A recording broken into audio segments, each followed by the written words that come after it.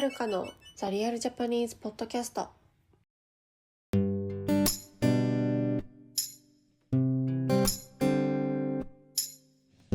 い、皆さんこんにちは。お元気でしょうか。はーい。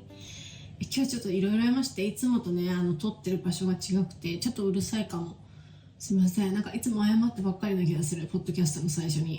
すいません、いつも皆さん。はい。ということで、今日は、何を話すかというとですね、この間、友達と防災館っていうところに行ってきましてですね、ちょっと今パンフレットがあるんですけど、防災館に行ってきました。東京消防庁がやっている本所防災館というところですね。はい。どういうところかというと、日本の災害について、勉強できたりとか、実際に体験できるような場所です。はい。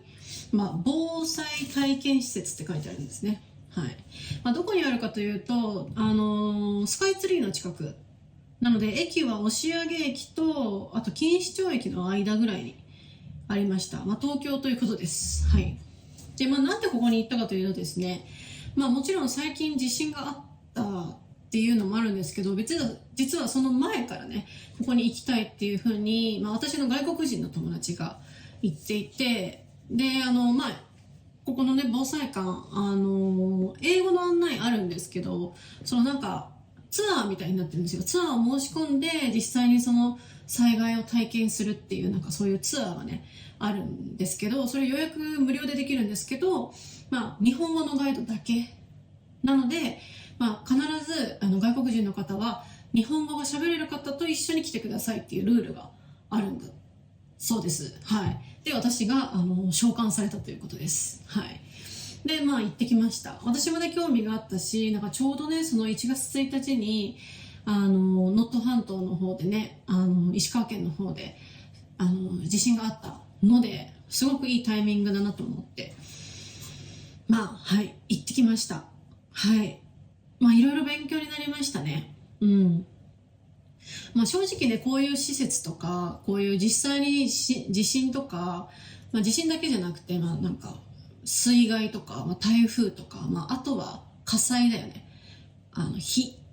火災とかを実際に体験できるような場所って、私がやっぱり小学生とか中学生の時にこういう同じような施設に行ったことがあるんですよ。これはね、避難訓練とかもね、よく皆さん学校でやったと思うんだけど、火災が実際に起きたらどうするかとか、地震が実際に起きたらどうするかっていうのを、学校でね、皆さんもやったことあると思うんですけど、日本ではですね、それだけではなくて、実際に体験するその施設とかに行って、いろんなことを学ぶ。もちろん日本にはね、いろんな災害があるので、地震も津波も台風、洪水、火災、いろんなね、災害があるので、必ずね、小学校、中学校の時にこういう場所に行って、実際に体験するんですけど、30歳になってね、もうだいぶ忘れているので、改めてね、勉強するっていうのはすごくいい機会だなと思って、私もすごい楽しみにしていきました。で、実際に行ってすごく良かったので、今回皆さんにシェアしようかなと思いました。はい。このパンフレット見ると分かるんだけど、いくつか場所があって、こっちの緑色のところは自由見学コーナーなので、なんていうの、資料とか、地震についての資料とか、そういうのを、見れるところですね。どうやって、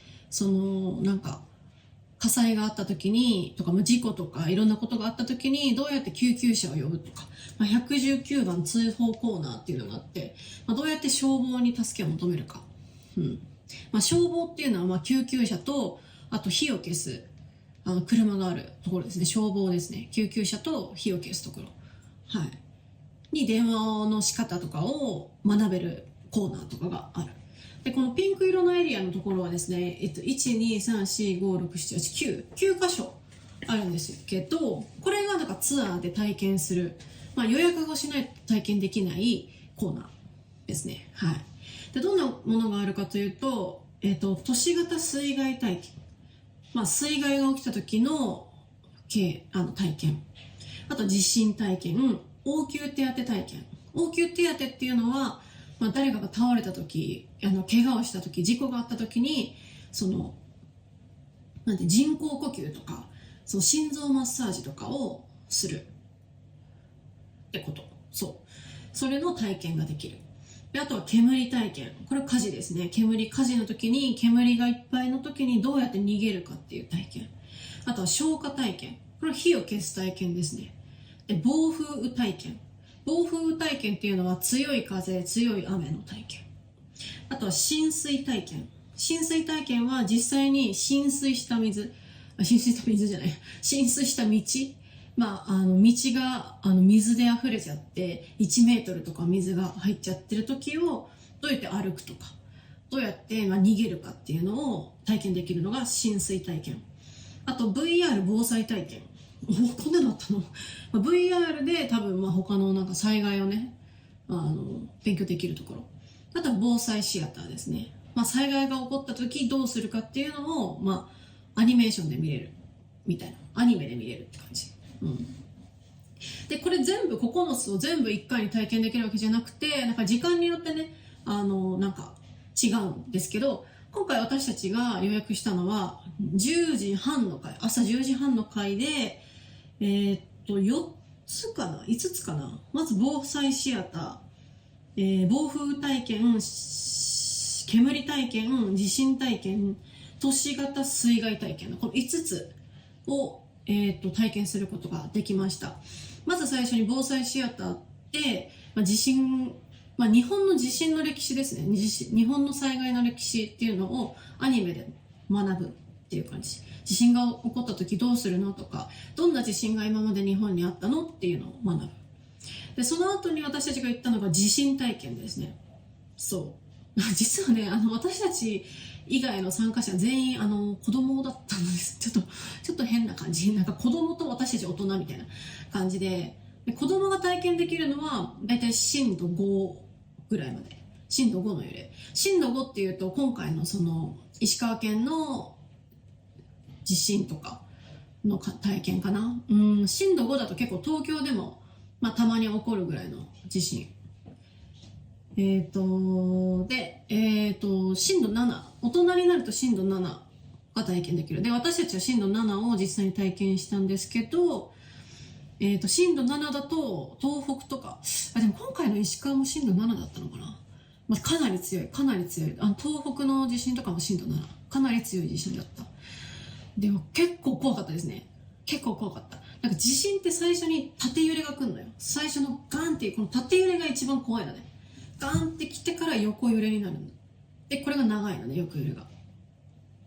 やっぱ縦揺れがガンって来るのが震度7めちゃくちゃ怖い。で、横揺れの時も全然立ってられないですね。全然立ってられなかった。すごい怖い体験だったなと思うし、すごい、貴重な体験だったなって思いましたね。で、その後には煙体験ですね。火事になった時、建物で煙が蔓延した時、煙がたくさんになった時にどうやって逃げるか。で、暗かった時どうやって逃げるとか、そういうのを勉強しました。はい。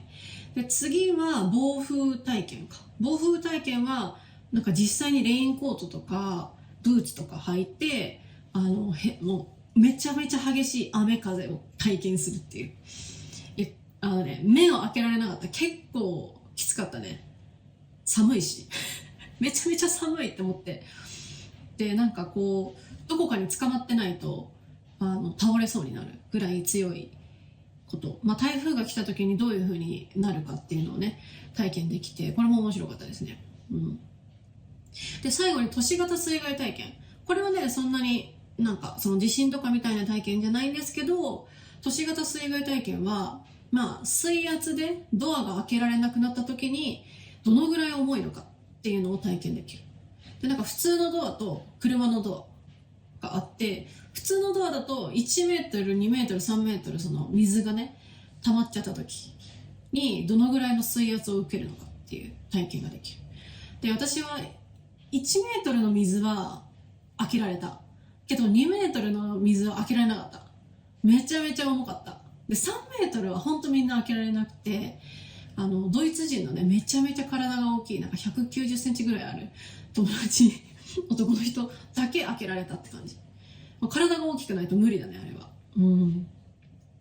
で、車のね、ドアもあるの。車の椅子に座ってドアを開けるっていう体験があるんだけど、椅子に座ってるから全然力が入らないのね。だから私は1メートルでも開けられなくて、そう、他の人もだいたい1メートル、2メートルしか開けられないみたいな。はい。だから実際にね、もしね、大量の雨が降って、大雨、台風になった時に、その建物から出られないってなった時に、かなりの水圧を受けるから結構大変というか、危ないですよね。出られなくなっちゃうってことですね。そういう時にどうするのかみたいな。ガラスを割って逃げるとか、いろんなことを教えてくれるっていう。はい。すごく面白かったです。皆さんぜひね、これ無料なんで、予約必要ですけど、あと日本語話せる人が必要。日本人じゃなくていいのよ。日本語話せる人が必要。なんですけど、とてもなんか有益な、なんていうの、体験というか、あった気がするので、ぜひ皆さんなんか日本にね、長期滞在するとか、地震に興味があるっていう方は、旅行に来た時にでも、その防災館行ってみてください。とても勉強になりました、私も。おすすめです。はい。っていう、なんか行ったことある人いるのかな、わかんないけど。もしかしたらなんか語学学校とか言ってる人は、なんか学校で行くかもね、こういうところ。日本に住んでるんだったらこういう体験をしといた方がいいよみたいな感じで。はい。ということで今日は私の防災館に行ったよっていうお話でした。は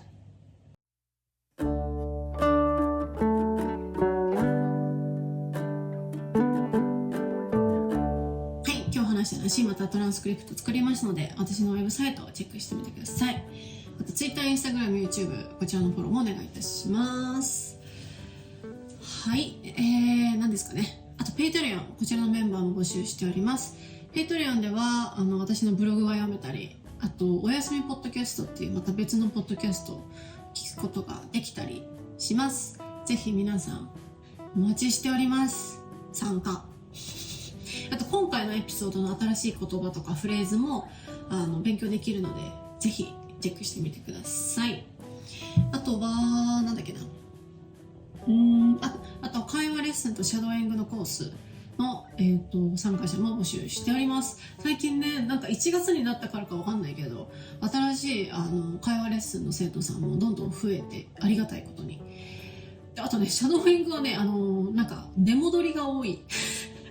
前にやっててやめてまた戻ってくるみたいな人が1月結構多くてですね、やっぱみんな1月になるともう一回勉強頑張ろうみたいな感じで目標を多分立てるんだよね、多分ね。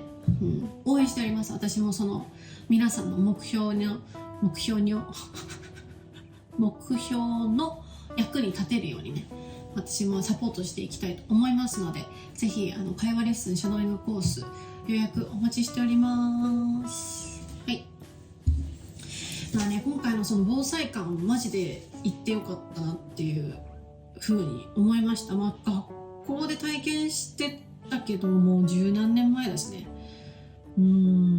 そうで、今回のね地震でかなりの方が亡くなってね、200人以上だね方が亡くなったり、まだまだ行方不明の方がいたりしてね、どのように逃げるか、どのように対処するかっていうのを、避難するかっていうのをあらかじめやっぱり学習しておいた方がいいなと思いましたね。災害の準備、特に日本はね、災害の準備はしといてなんか無駄にはならないというか、そういうふうに思いました。はい。ということで、また次回。さようなら。